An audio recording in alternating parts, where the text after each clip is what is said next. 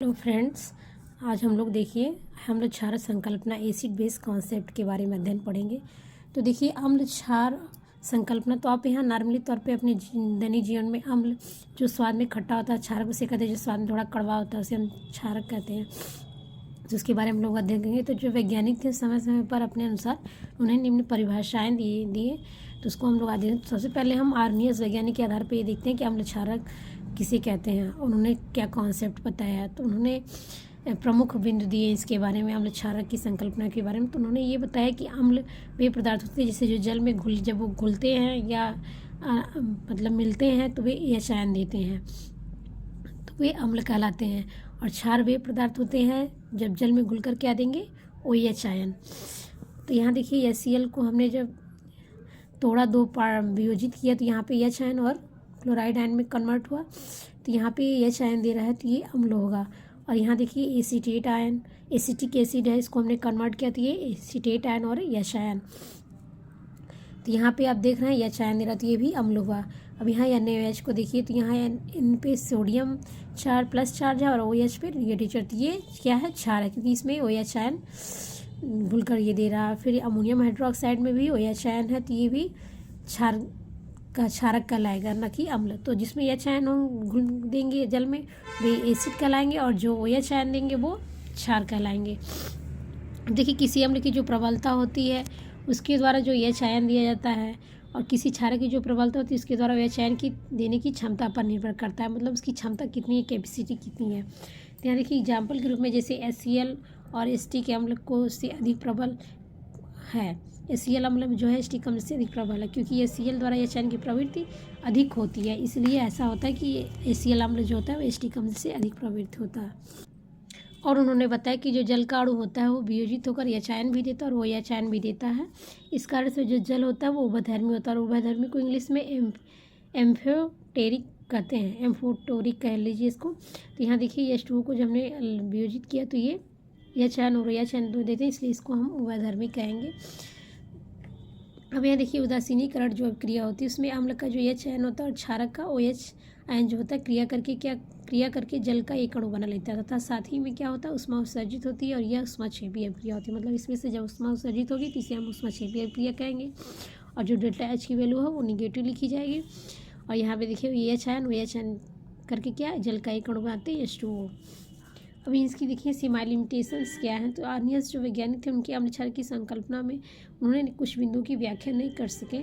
क्या नहीं कर सके, उन्होंने ये नहीं बता सके कि कुछ पदार्थ अजलीय विलायकों की उपस्थिति, मतलब वो जल में नहीं रहते हैं तभी अम्ल क्षारक की प्रकृति देते हैं, मतलब अम्ल और क्षार की प्रकृति देते हैं। अब उन्होंने फिर सेकंड पॉइंट उन्होंने ये बताया कि जलीय विलायकों की अनुपस्थिति में भी उदासीनीकरण अभिक्रियाएँ हो सकती हैं, मतलब इसकी नहीं बता पाए क्यों हो सकती हैं। जैसे यहाँ पे कैल्शियम ऑक्साइड और CO2 क्रिया करके कैल्शियम कार्बोनेट बना लेते हैं, और NaHCl और HCl क्रिया करके अमोनियम क्लोराइड बना लेती है। और यह सिद्धांत यह स्पष्ट नहीं कर सका कि एल्युमिनियम क्लोराइड BF3 और FeCl3 की अम्लीय प्रकृति, मतलब ये अम्लीय प्रकृति क्यों शो कर, तथा NH3 और PH3 क्षारीय प्रकृति क्यों है। मतलब कुछ कंपाउंड अम्लीय प्रकृति के देते हैं, कुछ कंपाउंड क्षारीय प्रकृति देते हैं, क्योंकि इसमें न तो H आयन है न OH आयन है। फिर उन्होंने चौथा पॉइंट ये बताया कि यह संकल्पना स्पष्ट नहीं कर सका कि जलीय विलायकों में जो H आयन होते हैं मुक्त अवस्था में न करके H3O मतलब हाइड्रोनियम आयन के रूप में रहना पसंद करता है। अब हम यहाँ देखते हैं अगले वैज्ञानिक कौन, ब्रांस्टेड लारी संकल्पना या प्रोटॉनिक संकल्पना। तो ब्रांस्टेड लारी कॉन्सेप्ट या प्रोटॉनिक कॉन्सेप्ट, तो वह यहाँ ब्रांस्टेड वैज्ञानिक जो लारी थे उन्होंने ये बताया कि अम्ल क्षारक की जो संकल्पना को उन्होंने दूसरे तरीके से डिफाइन किया, मतलब दूसरे विचारधारा से। तो उन्होंने ये निम्न बिंदु के द्वारा स्पष्ट किया। तो उन्होंने ये बताया कि वे पदार्थ जो प्रोटॉन का त्याग करते हैं, मतलब जो प्रोटॉन का त्याग करेंगे उन्हें हम अम्ल कहेंगे, और जो प्रोटॉन का ग्रहण करेंगे उन्हें हम क्षारक कहेंगे। तो देखिए एग्जाम्पल के रूप में हमने यहाँ HCl और NH3, तो यहाँ HCl क्या करेगा, अपना हाइड्रोजन अमोनिया को देगा, तो यहाँ अमोनिया पे +1 चार्ज और क्लोरीन पे -1 नेगेटिव चार्ज। तो यहाँ पे क्या हुआ, प्रोटॉन का त्याग कौन किया, HCl प्रोटॉन का त्याग किया, इसलिए HCl क्या है, अम्ल है, और NH3 क्षारक है क्योंकि ये प्रोटॉन को क्या किया है, ग्रहण किया है। तो इस प्रकार से उपरोक्त अभिक्रिया में HCl एक प्रोटॉन का त्याग करता है और अमोनिया एक प्रोटॉन का ग्रहण करता है, जिससे HCl की अम्लीय प्रकृति और NH3 की क्षारीय प्रकृति को प्रदर्शित करता है। तो इस प्रकार से कौन दिया था, ब्रांस्टेड लारी वैज्ञानिक ने, इन्होंने इस तरह से दिया कि उन्होंने ये बताया कि अम्ल जो होंगे वो प्रोटॉन का त्याग करेंगे और जो क्षार होंगे वो प्रोटॉन को ग्रहण करेंगे। और जो अम्ल होता है वो अपने अम्लीय प्रकृति को किसी क्षारक की उपस्थिति में तथा क्षारक प्रकृति को किसी अम्ल की उपस्थिति में ही प्रदर्शित करता है। मतलब जो अम्ल होता है अम्लीय अपनी प्रकृति को किसी क्षारक की उपस्थिति, मतलब अगर कोई क्षारक नहीं है तो अपनी अम्लीय प्रकृति को प्रदर्शित नहीं करेगा, अगर कोई क्षारक है तो किसी अम्ल की उपस्थिति में ही अपनी प्रकृति प्रदर्शित करेगा। अब जैसे देखिए अगला पॉइंट उन्होंने बताया किसी अम्ल की जो प्रबलता होती है इसके द्वारा प्रोटॉन त्याग करने की क्षमता, मतलब जिसके द्वारा प्रोटॉन त्याग किया जा रहा है उसकी क्षमता तथा किसी क्षारक की प्रबलता उसके द्वारा प्रोटॉन ग्रहण की क्षमता पर निर्भर करता है कि वो मतलब कितना प्रोटॉन ग्रहण कर रहा है और कितनी प्रोटॉन का त्याग कर रहा है। और उन्होंने ये बताया कि वे पदार्थ जो प्रोटॉन का त्याग और ग्रहण दोनों करते हैं वे द्रव्य होते हैं, जिसे एम्फीपोटरी कहते हैं।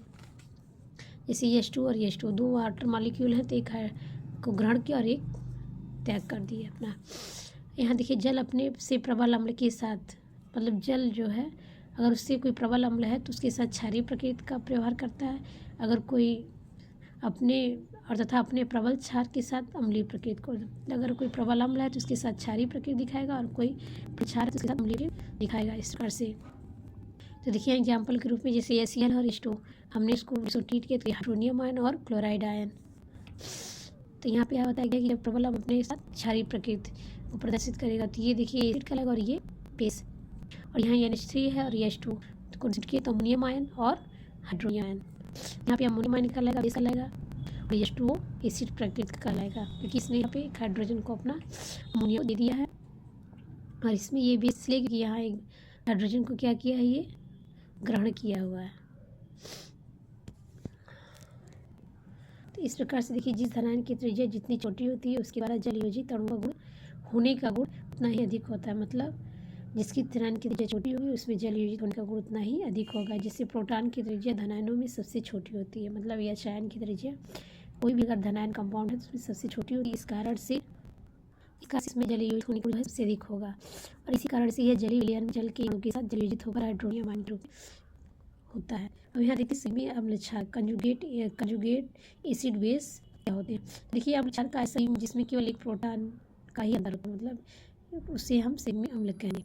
जैसे एसिटिक एसिड को ले लीजिए, ये एसिड काम करेगा, यहाँ से हमने एच निकाला तो एसिटेट कन्वर्ट हुआ और एसिटेट आयन में अगर हमने H+ कर दिया तो यहाँ पे बेस में मतलब वही होता है कि इसमें केवल एक ही प्रोटॉन का अंतर हो, उसे हम संयुग्मी अम्ल कहते हैं। जैसे H2SO4 में देखिए एक हाइड्रोजन हमने ऊपर से रिलीव किया तो HSO4।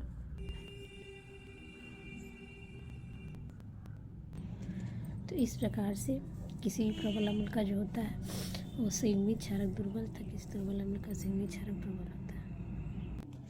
तो इस प्रकार से हम एग्जाम्पल अगर देखिए क्लोराइड आयन है और एसीटेट आयन में जो हमने ऊपर दिखाया है आपको उसी में से, तो उसमें जो एसीटेट आयन है वो प्रबल क्षारक है क्योंकि जो एसीटेट है वो दुर्बल अम्ल का संयुग्मी क्षारक, मतलब दुर्बल अम्ल से वो प्राप्त हुआ है, इसीलिए प्रबल क्षारक कहलाएगा। तो इस प्रकार से किसी प्रबल क्षारक का संयुग्मी अम्ल जो होता है दुर्बल और किसी दुर्बल क्षारक का संयुग्मी अम्ल जो होता है प्रबल होता है।